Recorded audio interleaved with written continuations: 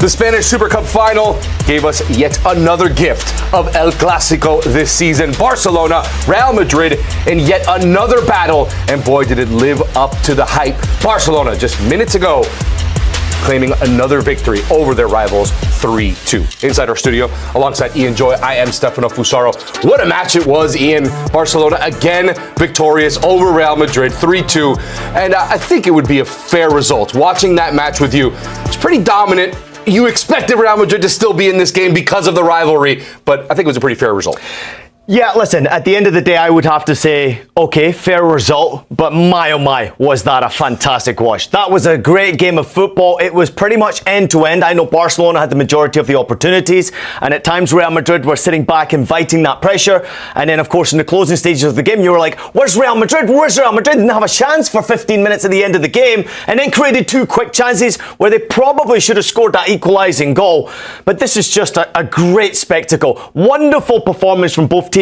Individual brilliance as well in that group. I mean, there's a lot of top-class performers. I mean, from Real Madrid's point of view, I thought Vinícius Júnior was very, very good in that game. He really stood out, created some good opportunities himself, got himself a great goal, his sixth goal this season across all competitions. Actually, his first goal since October, which is quite ridiculous. But then it was about what they did on the opposite side. Raphinha stood out more than anyone else for Barcelona. What he was as a difference maker was quite spectacular. But there's something about this Barcelona side. The way they play, the tactical approach to games, the never say die attitude, the continuously trying to create opportunities, the quality of their passing, and Hansi Flick on the bench. The guy just simply doesn't lose finals. What's the record now? 8 finals in a row. And he's never lost one of them. And by the way, that's now 4 trophies at Barcelona, and the dude's been there for only a year and a half. It's unbelievable. It really is. And this team continues to impress, and I'm really starting to see their quality even against their big rivals. And you know that it's always going to be an affair that's going to have a lot of chaos, a lot of goals, and they still are able to come out on top. To break down this match just a little bit more, we head over to our La Liga correspondent, Phil Kitchemalides. Phil, thanks for joining us here. What are your initial thoughts on yet another cracker of a match between these two sides? Yeah, I totally agree with Ian's assessment in that it was a fantastic game to watch from a neutral perspective. Loads of entertainment, loads of things that we can talk about and to break down. Here's my sort of initial analysis of what I've seen there. I don't think Real Madrid have the players, or at least the midfield, to go toe-to-toe with this Barcelona team. They don't, in terms of competing for the midfield battle, in terms of having possession, in terms of being able to create chances through having the ball in that part of the park. They don't. But what they do have are players who are very, very capable of causing Barcelona problems in the gaps that they leave at the back and in transitions. And we've seen that again tonight. I think Barcelona, as you said, probably did deserve to win, but you looked at the stats and certainly the shots on target and the big chances created. Real Madrid had more big chance created than Barcelona tonight, but Barcelona very, very effective, and they have that firepower that we've been speaking about pretty much since Hansi Flick took over, and we saw that this evening. So I think Barcelona are deserved winners. Let me put a tiny little caveat here and say, and I know people don't like to talk about injuries, but Barcelona fielded their strongest starting 11 tonight, I would say, and Real Madrid were missing some very key players, not least Eder Militao and Kylian Mbappé, who I was told probably wasn't fit to play any minutes in this game unless Real Madrid needed a goal with 10 or 15 minutes to go, which is when he came on. So Real Madrid missing some key players. Federico Valverde went off, no Dani Carvajal, no Trent, etc. But that's not the key analysis of this game. I really do think that Real Madrid, at the moment, we can't compete with Barcelona in terms of playing football with possession and creativity. For the first time in their history, 3 consecutive El Clásico finals Barcelona have won, which is quite the achievement. But now you look at the form. That is 10 consecutive victories, back to back to back. I could go on for 10 times. Now, you pointed out there, Real Madrid cannot compete with this Barcelona. Can anyone compete in European football with this Barcelona? Is this the best version we are seeing under Hansi Flick? I think it might be, Ian, actually, because I think there is a slight defensive solidity that hasn't been there previously. Obviously, coming into this games, it was 5 consecutive clean sheets for the first time in 3.5 years. Yeah, they conceded tonight and they conceded some chances as well, so they didn't get another clean sheet. But I do think there's more solidity there. I think Joan Garcia is an extraordinarily good signing for many, many reasons. A brilliant bit of business who will be Barcelona goalkeeper for many years to come. And they are better than every team in Spain at the moment. I think it's fair to say. Whether they can compete in the Champions League, and we saw them beaten pretty convincingly, albeit reduced to 10 men at Stamford Bridge, and that was a defeat that really hurt Barcelona, the club, and the fans here in Spain. They took that and they thought, we're not at the same level as these kind of teams. Well, fast forward 3 months, I think they very much are at the same level, for example, as Chelsea now, and having Joan Garcia back and having Raphinha back, firing on all cylinders, is very, very important. So they look a little bit more solid defensively and up front. They've got the firepower that they've always had. Maybe a question mark about Robert Lewandowski. He's getting a little bit too old to lead the line in this Barcelona side, because we know that he's got the finishing ability. We saw that today, but I actually thought he was really poor in this game, apart from that brilliant goal, and that's what the number 9 is there for, to score brilliant goals. But it's not just that in this Barcelona side, so maybe that's a slight weak point. I don't know, but yes, Ian, they're the best team in Spain by some distance at the moment, and they're one of the best teams in Europe for sure. Interesting you say that about Robert Lewandowski. We were having the conversation at the beginning of the match. Why is Lewandowski starting here when Ferran Torres has been in such great form? Clearly he gets it right because he scores the goal. Maybe he doesn't play his best game, but it's an interesting decision for Hansi Flick to make. Obviously, it works out in finals because that's what he does. 8 straight wins in finals. How can you measure the importance of Hansi Flick in making those difficult decisions for this team?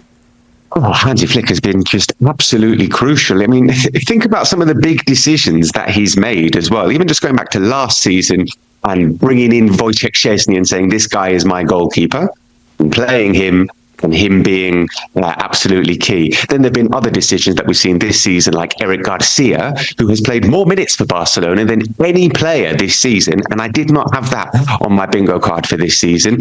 He's been turned into a brilliant centre-back, midfielder, right-back, wherever you play him, he delivers, and that's down to Hansi Flick. There are other players as well who have played in all different kinds of positions, and Hansi Flick has spotted them. Gerard Martin at centre-back, Raphinha playing at number 10. This is down to the manager. And I actually thought today they were a little bit more pragmatic in terms of the high line that we've spoken about so much. I didn't think they were playing quite as high and quite as suicidal and dangerous as we've seen in previous games. So maybe there is a slight tweaking of that high line, a little bit more pragmatic, and I think that worked well today for them.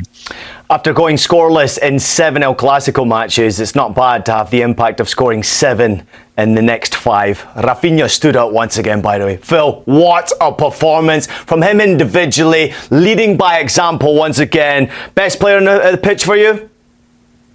Best player on the pitch for me, Ian, yes, by some distance. I also thought Lamine was absolutely brilliant, and Vinícius Júnior was sensational as well. So we were treated to some pretty special wing play tonight in Saudi Arabia. But Raphinha, what can we say about him that we haven't said already? But I think we've seen just how important he is to all aspects of Barcelona's play, and also just the energy, the relentless energy that he brings is vital to this team.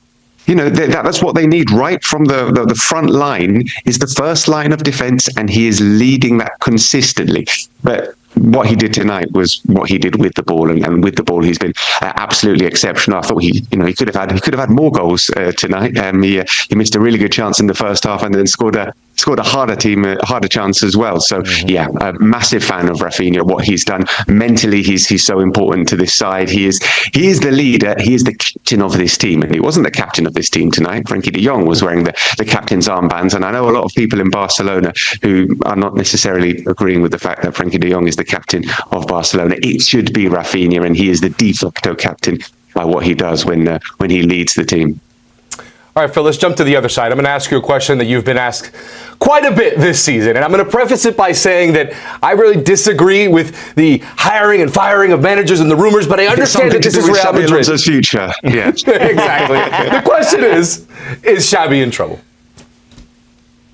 Yeah, I mean, listen, it's weird because they lost tonight, and somehow this has actually kind of maybe strengthened his position, which feels strange to say. I think, I was speaking on the show a couple of nights ago, and we were looking ahead to this final. I said, if they get away with a defeat, but they compete and they show that they don't get absolutely smashed, then I think that's enough for Xabi Alonso to keep his job and to, not throw him to any kind of crazy decision from Real Madrid. So I think that's what's going to happen. He's going to keep his job for the time being. But obviously the doubts have not been dissipated by losing the Super Cup to Barcelona. Obviously not. There are problems there, and it's the way first half Real Madrid. They sat back so deep. They struggled to get the ball out from the back, so evidently. Real Madrid fans are not used to seeing Real Madrid play like this. And there are structural deficiencies in this team, which we've been highlighting, I think, from the start of the season, which are really coming home now. And that midfield is just not a midfield that can compete with the likes of Barcelona. So yes, he is still being watched. Yes, he still is under pressure. No, he's not going to lose his job tonight. I'm going to stick my neck on the line and say that this defeat will not mean the end of Xabi Alonso tonight. But it hasn't necessarily meant that everybody's 1,000,000% behind him. Far from it. Hey Phil, let me break down some stats to you from this game, especially with the way they tactically approached this game to back you up. The passes that they had, 240 accurate passes compared to Barcelona's 608. In the opposition half, Real Madrid had only 69, and actually in the final third, Real Madrid had only 36 accurate passes. So Xabi Alonso's in charge. He understands. He's got a great group of players right there. But what's actually missing from this Real Madrid team? On paper, it looks to me like they should be competing with this Barcelona. So what's missing? What's missing from Xavi's perspective? You look at this lineup here, look at that midfield, and that is not a midfield that screams to me, we're going to have the ball, we're going to be able to find spaces behind teams that play with a low block. Now, this is the caveat to tonight's performance. Barcelona are the kind of team that give Real Madrid spaces where they have actually played well this season. We saw them score loads of goals against Olympiacos in the Champions League. We saw them play really well against Athletic Club in Bilbao about 6 or 7 weeks ago. Those are the only two real sort of standout performances in the last couple of months from Real Madrid, and they're against teams that play with the high line and allow you space behind. So if you play like that, Real Madrid will have options because they have players that can get in behind defenses and are very fast and very skillful and very brilliant, like Vinícius Júnior. If you don't, then you're going to struggle. And we've seen that against teams that Real Madrid should be able to dominate, like Sevilla, like Alaves, like Celta Vigo, and they have not been able to do that. So there is a structural problem in the team. There is also just a personnel issue. I don't know who you can bring into that midfield to make it any different to what we're seeing at the moment. And there is work to do, I think, for Real Madrid in terms of recruitment in the summer. I'm not expecting too much to happen in January. Real Madrid very rarely venture into the January transfer window, and certainly not to make the kind of signing that I think they probably need to make in the summer. But yeah, give it 6 months or so. Whether or not Xabi Alonso is there to oversee a little bit of an overhaul in the midfield remains to be seen. But yeah, that is not a midfield I think that can go toe to toe with a lot of teams where you need to create the space. Phil, lastly, Vinny Jr. obviously has been criticized as of late. Gets an opportunity today with Mbappé on the bench to start the match. Gets his goal, has a decent performance, had some other good moments in this match. How would you summarize his performance and his standing in the team currently after his performance here today? Brilliant from Vinny Jr. today. It was back to his very, very best and the kind of performance that Real Madrid fans wanted to see from him and needed to see from him, and he needed that goal tremendously. We saw him miss a really good chance in the first half when he was through on goal. He seemed to have done the hard bit, and it was a strangely tame effort from Vinny at the end. But the goal he scores is just vintage, and he didn't just stop after that as well. It kind of fired him up, and he kept going. He didn't seem to lose his head too much as well in the game once he stays in the game. And I remember we heard Dani Carvajal speaking a little bit earlier on this season about about trying to keep Vinny's head in the game. And, we talk to him a lot and we say, if you focus on the football, you're one of the best in the world. Just try and do that. But sometimes, with reason, it has to be said, with reason, he does let his mind wander. But today he was absolutely brilliant. And like I said, he needed that badly, because we've spoken about the criticism that he's received. He went 16 games without scoring. That's just far too long for any Real Madrid forward, let alone one that is considered one of the best in the world. So it's a big performance from Vinny Jr. Obviously, he would have won. Obviously, Real Madrid would have wanted to win as well. But I do think there were a few green shoots for Real Madrid tonight, not least the performance from Vinny Jr., the performance from Fede Valverde in the Super Cup has been really strong as well. Gonzalo Garcia has done well. So, there are some positives for Xabi Alonso and Real Madrid to build on. But obviously, it is never positive to lose a final. It's not positive to lose to Barcelona. What a match it was. La Liga correspondent Phil Kisherly is joining us here. Thanks so much, Phil. Gracias. Pleasure, guys. Adios. What a match it was, Ian. And to break that... Mikel Arteta's work at Arsenal is being viewed in an even brighter light after the recent coaching shakeups elsewhere. With Chelsea parting ways with Enzo Maresca and Manchester United moving on from Ruben Amorim, the contrast is hard to miss. Arsenal has kept moving forward under Arteta, giving him time through difficult stretches, and now seeing the payoff as the club pushes again in the Premier League title race. It also raises a bigger question about strategy.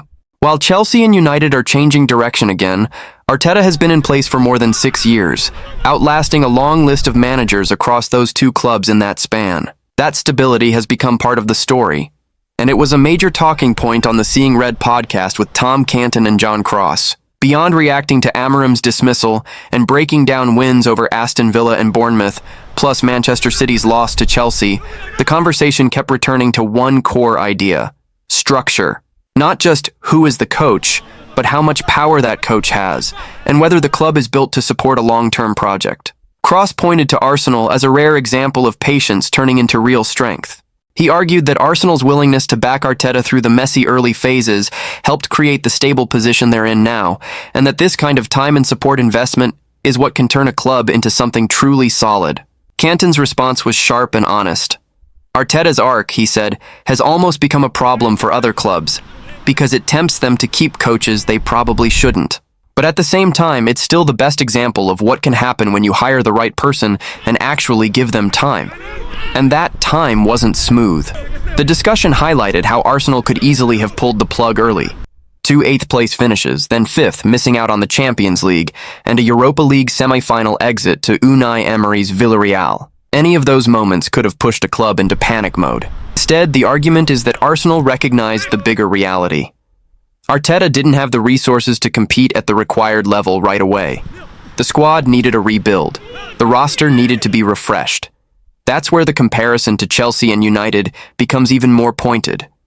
The podcast suggested that recruitment and decision-making structure are often what determine whether a coach survives.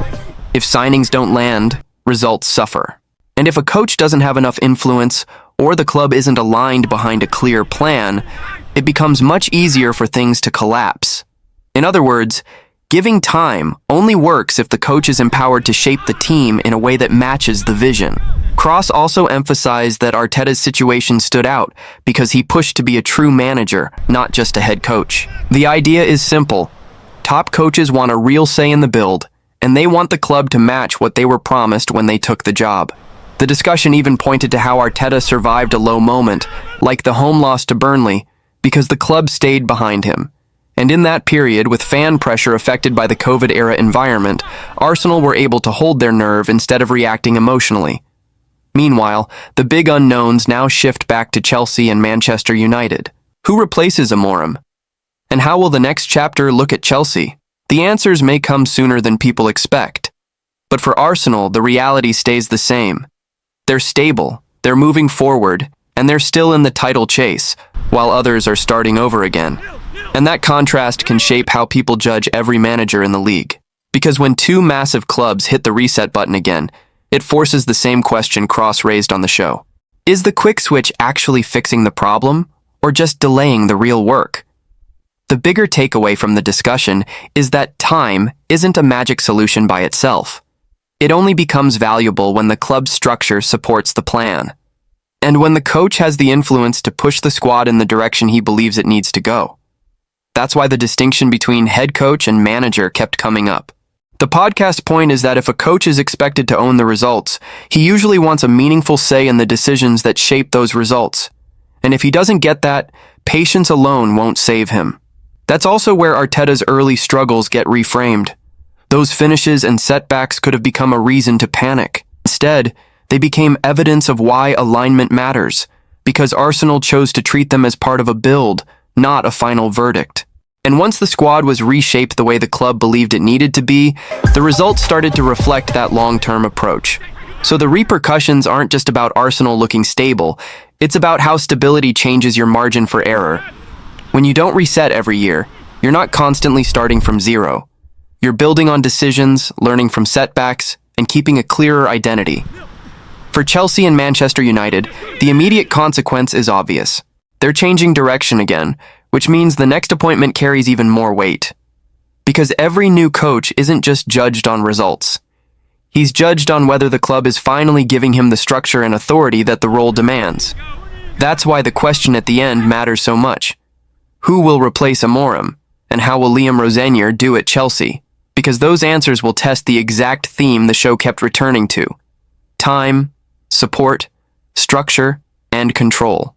And for Arsenal, it's a different kind of pressure. Stability doesn't guarantee trophies, but it does keep you in the fight longer.